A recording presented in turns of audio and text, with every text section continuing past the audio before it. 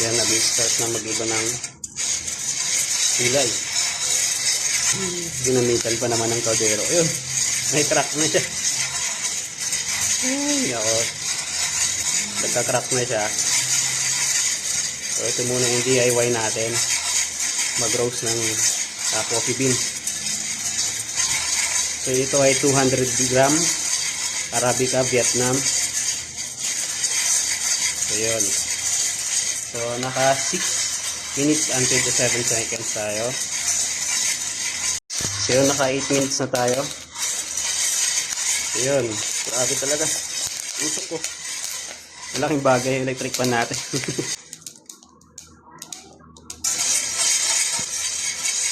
Okay.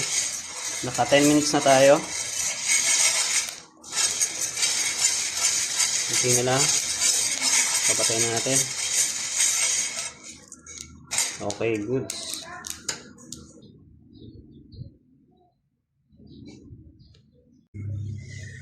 So yun, makikita mo yung beans.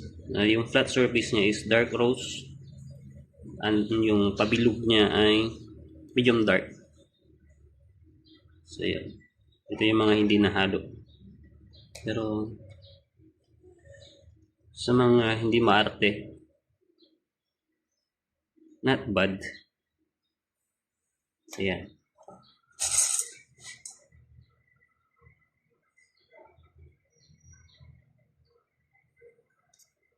Success.